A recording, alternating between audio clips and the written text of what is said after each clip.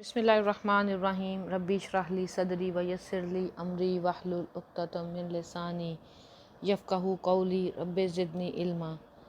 آج ہم بات کریں گے سولر کیلنڈر اور لونر کیلنڈر کے بارے میں اکارڈنگ ٹو دا قرآن۔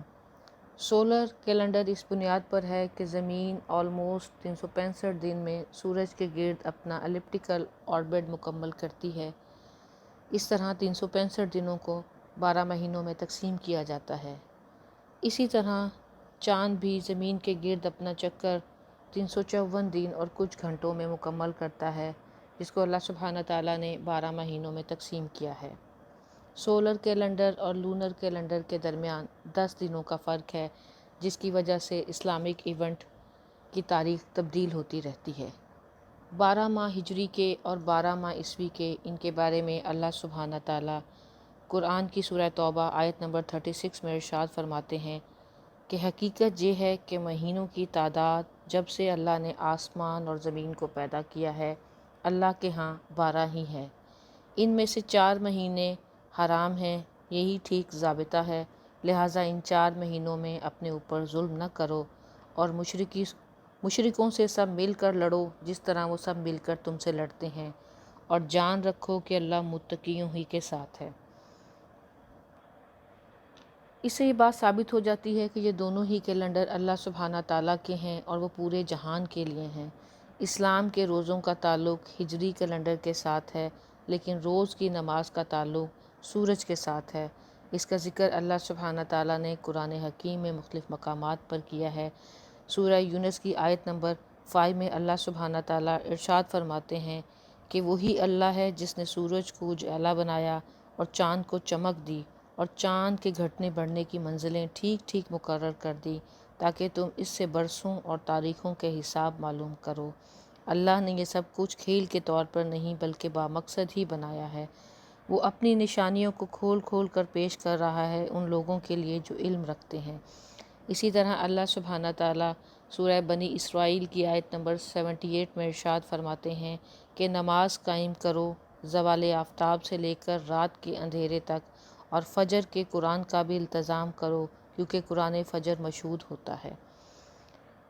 اس آیات سے یہ بات واضح ہو جاتی ہے کہ دونوں کیلنڈر اللہ سبحانہ تعالیٰ کے ہیں۔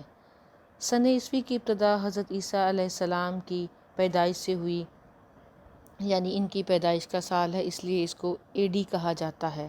بعض لوگ اے ڈی سے یہ بات لیتے ہیں کہ آفٹر ڈیتھ آف حضرت عیسیٰ علیہ السلام، جبکہ اس کا اصل میننگ ہے اینو ڈومنی، یعنی ایئرز آف لارڈ۔ اب سوال یہ پیدا ہوتا ہے کہ سن ہجری کی ابتدا کیسے ہوئی؟ حضرت علامہ بدر الدین عینی فرماتے ہیں کہ جب زمین پر انسان کی آبادی وسیع ہونے لگی تو تب تاریخ کی ضرورت محسوس ہوئی۔ اس وقت حضرت آدم علیہ السلام کی دنیا میں آنے سے تاریخ شمار کی جانے لگی، پھر طوفان نوح سے ان کی ابتدا ہوئی۔ علامہ عینی رحمۃ اللہ مزید لکھتے ہیں کہ جس طرح ہر قوم نے اپنی تاریخ کو قومی واقعات اور قصاص پر رکھا، اسی طرح اہل عرب نے بھی عظیم واقعات کو بنیاد بنایا۔ عرب کے لوگ سالوں کو واقعات کے ساتھ یاد رکھتے تھے۔ حضرت عمر فاروق کے دور میں رومن امپائر گر گئی۔ جنگ یرموک اور جنگ قادسیہ میں، جو کہ 6306 اے ڈی اور 1400 اے ایچ کی بات ہے، اس وقت تک تاریخ نہیں تھی۔ ایک شخص یمن سے حاضر ہوا اور حضرت عمر کی خدمت میں عرض کی کہ اے امیر المومنین، آپ تاریخ کیوں نہیں ڈالتے کہ یہ واقعہ فلاں مہینے، فلاں تاریخ اور فلاں سال ہوا تھا۔ حضرت عمر فاروق نے اس وقت تو اس کا کچھ نہیں کہا، لیکن بعد میں بہت سوچ بچار کی، یہاں تک کہ آپ نے مہاجرین اور انصار تمام صحابہ اکرام کو جمع کیا اور یمنی آدمی کی بات ان کے سامنے پیش کی اور ان سے پوچھا کہ تاریخ اور سال کا آغاز کہاں سے کیا جائے۔ سارے مجمع پر خاموشی طاری ہو گئی۔ ایک ہلکی سی آواز آئی کہ آپ صلی اللہ علیہ وآلہ وسلم کی وفات سے آغاز ہونا چاہیے۔ کسی نے کہا کہ نہیں، بعثت نبوی سے آغاز ہونا چاہیے۔ اتنے میں حضرت علی بن ابی طالب کی آواز بلند ہوئی کہ امیر المومنین، ہمیں سال کا آغاز اس دن سے کرنا چاہیے جس دن آپ صلی اللہ علیہ وآلہ وسلم شرک کی سرزمین سے نکلے تھے اور مدینہ پہنچے تھے۔ یعنی ہجرت مدینہ سے سال کا آغاز ہونا چاہیے۔ یہ اس لیے کہا گیا کہ 13 سال مکی زندگی میں صرف 125 لوگ مسلمان ہوئے تھے، اور ہجرت مدینہ باقی 13 سالوں میں اسلام 3 بر اعظموں تک پھیل چکا تھا۔ پھر یہ مشورہ ہوا کہ کس مہینے سے ابتدا کی جائے، تو آپ صلی اللہ علیہ وآلہ وسلم نے ہجرت مدینہ ربیع الاول کے ماہ میں کی تھی، لیکن حضرت عثمان غنی رضی اللہ تعالیٰ عنہ نے مشورہ دیا کہ محرم کے مہینے کو اسلام کا پہلا مہینہ قرار دینا چاہیے۔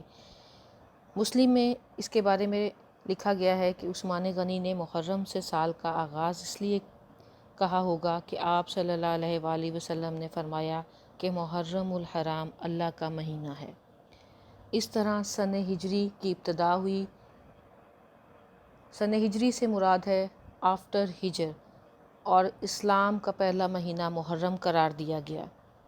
اللہ سبحانہ تعالیٰ نے آپ صلی اللہ علیہ وآلہ وسلم کے لیے چاند کے کیلنڈر کو پسند کیا، کیونکہ دنیا کے کچھ حصوں میں، جیسے نارتھ پول کی طرف آپ جائیں تو مالٹا یا آلٹا ایک شہر ہے جس کی آبادی 10 سے 12 ہزار کے قریب ہے۔ اس کے بعد ایک چھوٹا سا ٹاؤن آتا ہے، اس کی آبادی تقریباً 1,500 کے قریب ہے۔ اس پر زمین ختم ہو جاتی ہے، وہاں سورج کا کیلنڈر فیل ہو جاتا ہے۔ 2 ماہ جون اور جولائی سورج نظروں کے سامنے رہتا ہے اور غروب ہی نہیں ہوتا، اور نومبر اور دسمبر کے مہینے میں سورج غروب ہو جاتا ہے اور نظر ہی نہیں آتا۔